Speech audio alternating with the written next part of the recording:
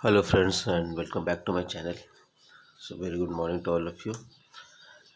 uh, हमने DG sets के कुछ मेंटेनेंस के टिप्स, मेंटेनेंस के प्रोसीजर, मेंटेनेंस के चेक्स देखे थे इसके पहले के वीडियोस में. सो आज हम देखेंगे, today will see the general questions what has been asked और you can say the FAQs related to DG set maintenance. So few question जो इंटरव्यू में पूछे जाते हैं या जनरल क्वेश्चंस जो पता होना चाहिए regarding the maintenance of DG sets. So let's proceed forward. So before moving forward, I request all of you to please like the video, subscribe the channel. So this is the FAQs for what DG set diesel generator. Now the first question: why is maintenance required at different time intervals? हम A check, B check, C check, D check की बात करते हैं, तो why that is required? So the answer is, the DG set consists of several mechanical parts which are subject to regular wear and tear. As the life of the DG set is governed by many factors, regular maintenance becomes necessary for maintaining this lifespan and sometimes increasing the life of DG set. DG set क्या है? आपका backup device है और ये continuous running रहता है अगर आपका मेन पावर सप्लाई फेल करता है. सो जो मैकेनिकल पार्ट्स है वो कंटिन्यूस रनिंग में due to heating and oil movement wear and tear होने के चांसेस रहते हैं, और होते भी है चांसेस के कंटिन्यूस रनिंग में, और हीटिंग इफेक्ट के कारण वेयर एंड टेयर होते हैं मैकेनिकल पार्ट. सो उसकी कंटिन्यूस मॉनिटरिंग बहुत इंपॉर्टेंट है कि वो रनिंग के टाइम पे अंडर ब्रेकडाउन नहीं चले जाए. There are four parts in the DG set which have different lifespan as others. For example, the life of the cylinder head is much more than the life of the piston and piston rings. अब सबकी life अलग अलग रहती है according to their use and according to their manufacturing. Cylinder head की life ज़्यादा है but उसके अंदर जो पिस्टन और पिस्टन रिंग्स लगे रहते हैं उसकी लाइफ कम रहती है. तो हम पिस्टन हेड तो रेगुलर टाइम पे पिस्टन और पिस्टन रिंग्स का रिप्लेसमेंट ज़रूरी होता है. In order to maintain the life of the engine, it is necessary that all parts are serviced periodically according to the manufacturer's recommendation. So, according to their schedule hours, everything to be replaced or repaired. However, due to various factors, these service intervals are not adhered to strictly. While doing so, there are no immediate effect on the DG set. But on a longer time span of the DG life cycle, life decreases considerably, which increases the maintenance cost. So generally होता क्या है, जब तक DG नया होता है तो चलता है वो विदाउट, अगर आप टाइमली अपने जो चेक्स लिखे हैं वो नहीं करेंगे तो भी वो चलता है. तो शुरू में तो वो चल जाता है but on longer time, longer span of time हम नहीं चेंज करते हैं उसके फिल्टर्स, उसके पिस्टन के रिंग्स, सब वाटर सब जो भी उसके रिकमेंडेड स्पेयर्स हैं, अगर हम नहीं चेंज करते हैं तो शुरू में तो चल जाता है क्योंकि नया डीजी है. फिर अल्टीमेटली वो क्या होता है, जब ब्रेकडाउन में जाता है तो उसकी मेंटेनेंस कॉस्ट बहुत ज़्यादा बढ़ जाती है. इसलिए it is recommended to maintain the DG at the specified time intervals. जितने टाइम पे चेक्स बोला है या जितने टाइम पे पार्ट्स का रिप्लेसमेंट बोला है वो हमें करते जाना चाहिए. So this is by maintenance required at different time intervals.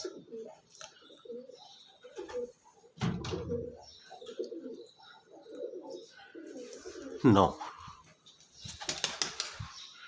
why should DG set not be run with low fuel in the tank? Come fuel जब रहेगा तब डीजी सेट रन क्यों नहीं करना चाहिए?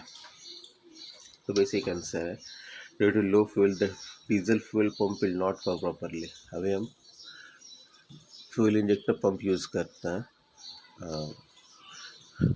फ्यूल पंप करने के लिए. तो अगर ऑयल कम रहेगा तो जाहिर सी बात है वो पंप नहीं कर पाएगा फ्यूल प्रॉपरली और malfunctioning of fuel injection system हो सकता है. So that's why it should be not run in a low fuel tank. Next question, why should DG set not be run with full fuel in the tank? एकदम 100% fuel भी नहीं भरना चाहिए. Y? क्योंकि ultimate 100% full रहेगा तो उस पर पंप पे ज़्यादा प्रेशर आएगा, और ज़्यादा प्रेशर आएगा sometimes it will draw more fuel than required, तो अनबर्न जो फ्यूल रहेगा उसके कारण ब्लैक स्मोक जनरेट होगा and huge amount of pressure in fuel lines. High fuel will create improper pressure across the fuel lines and cause huge amount of black smoke. Black smoke क्यों आएगा? So just because of unburned diesel. Now next question. What is the function of thermostat? DG में thermostat लगा रहता है, उसका क्या function रहता है? Thermostat cuts the engine supply if the temperature of the engine increases or decreases to a certain level. अभी जब डीजी रनिंग रहता है तो कंटिन्यूस अगर उसकी प्रॉपर कूलिंग नहीं होती है तो इंजन के टेम्परेचर बहुत ज़्यादा बढ़ जाते हैं, तो फर्दर डैमेज नहीं हो इंजन, इसके लिए थर्मोस्टेट इंजन का सप्लाई कट ऑफ कर देता है अगर वो स्पेसिफाइड लिमिट से ऊपर चली जाती है। विद अलार्म आपके स्क्रीन पर डिस्प्ले करेगा हाई इंजन टेम्परेचर या हाई ऑयल टेम्परेचर करके अलार्म शो करेगा। So for the safety of engine thermostat is used. Next question, what is the function of thermostat valve? Thermostat valve का क्या function रहता है? When coolant is at low temperature, the thermostat valve remains closed and coolant flows through bypass passage to water pump, cooling pump. When coolant temperature is over 90 degrees centigrade, the thermostat fully opens and bypass closes. Coolant passes through the radiator. जब low temperature रहता है तो radiator से जाने की ज़रूरत नहीं है,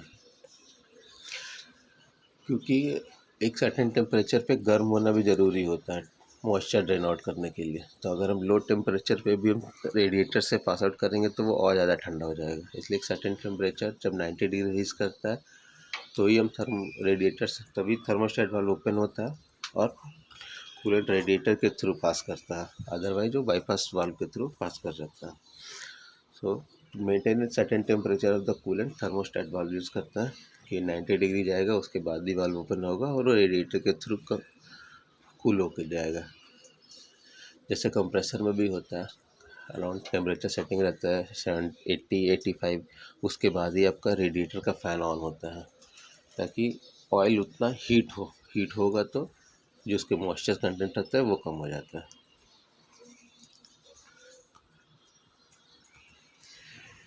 now very important question, why should radiator cap not be open? Radiator का कैप क्यों नहीं खुला रखना चाहिए? The radiator cap consist of pressure elements. जब फैन घूमता है उसका रेडिएटर का तो it just creates a pressure in the radiator.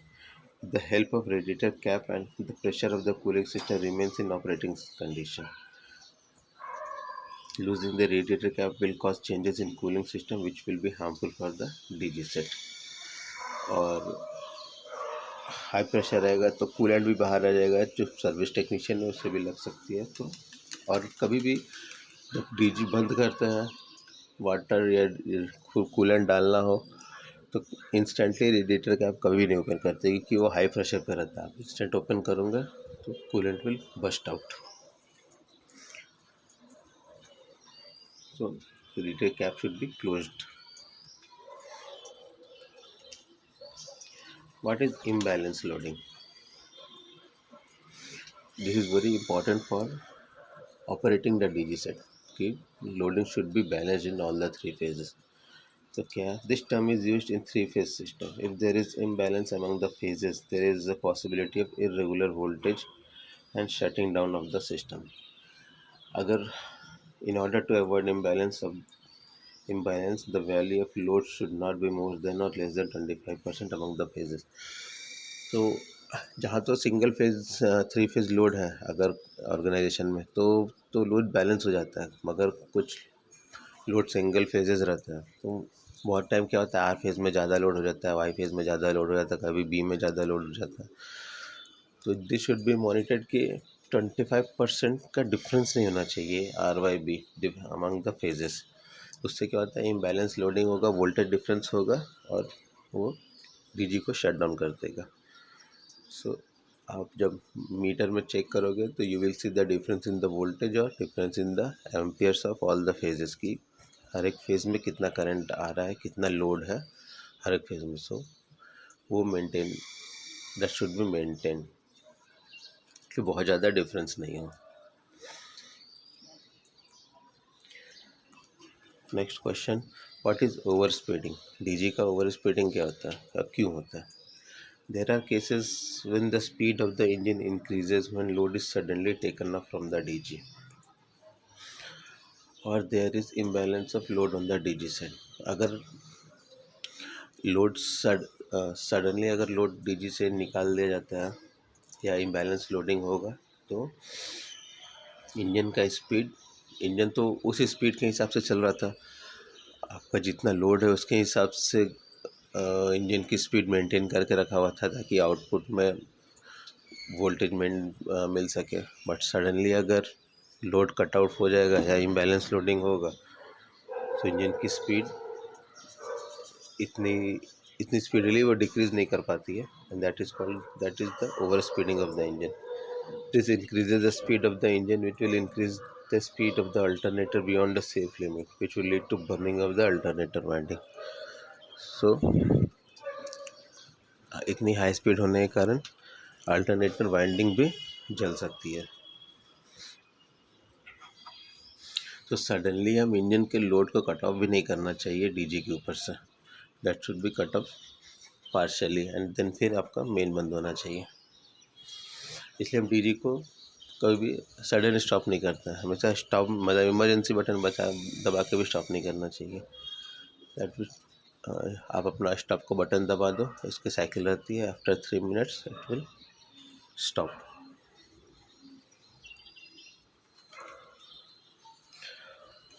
What should be the colour of exhaust smoke in a healthy engine. तो अगर आप डीजी में काफ़ी टाइम काम करोगे तो you can check the health of the engine by just seeing the smoke coming out from the exhaust. तो अगर हेल्दी इंजन है तो उसका एग्जॉस्ट का कलर कैसा होगा. सो वो कलरलेस होगा, बिल्कुल दिखेगा नहीं. Healthy engine it's barely visible smoke if you look at the area surrounding the exhaust outlet. वो बिल्कुल भी कलरलेस दिखेगा, कुछ भी नहीं दिखेगा उसमें से. तो मतलब that is the indication that engine is healthy या कुछ प्रॉब्लम नहीं है अभी तक.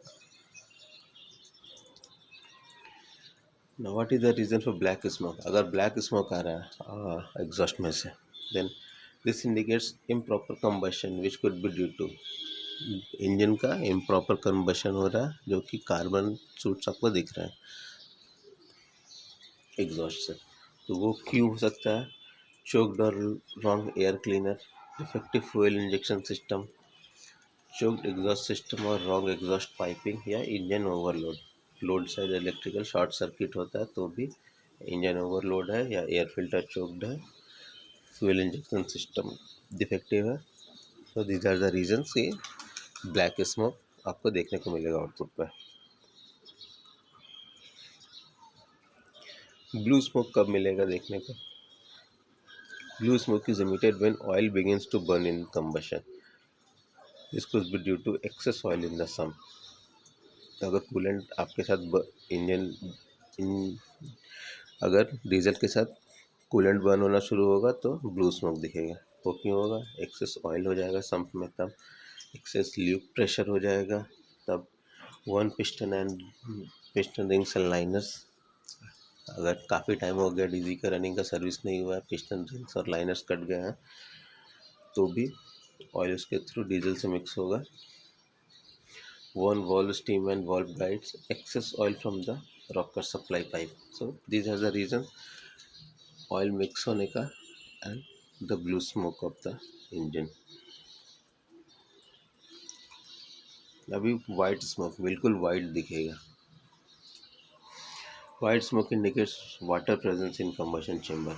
अगर डीजल के साथ अगर वाटर सेपरेटर काम नहीं कर रहा है तो थोड़ा बहुत वाटर डीजल से मिक्सअप हो जाएगा and that causes the white smoke. और अदर रीजंस क्या है. क्रैक्ड सिलेंडर हेड, क्रैक्ड और damage liner, water dilution in diesel, burnt or damaged cylinder head gasket, water presence in combustion chamber which is very dangerous and can lead to hydraulic locking extensive damage to the engine. जाहिर सी बात है, अगर पानी जाएगा engine में तो वो चोकअप कर देगा पूरे इंजन को। इसलिए so these are the reasons. अभी आप smoke, different type of smokes देख के समझ जाएंगे कि these are the reasons why DG set need to be serviced according to the scheduled hours. क्योंकि नहीं होगा तो सिलेंडर एंड पिस्टन में इश्यूज आना शुरू हो जाएंगे and that will ultimately lead to passage of oil, water along with the diesel. तो अगर ये शुरू हो गया तो फिर डीजी का काम बढ़ जाएगा and will increase the maintenance cost. So these are the few important question जो generally asked in the interview. और मेंटेनेंस में भी this question should be known कि अगर आप रनिंग देख रहे हो, डेली देख रहे हो, तो रीजंस पता होना चाहिए कि ये क्यों हो रहा है। So thank you very much for watching the video. For more such video, be connected and subscribe the channel. If you have any questions, do write me in the comment box.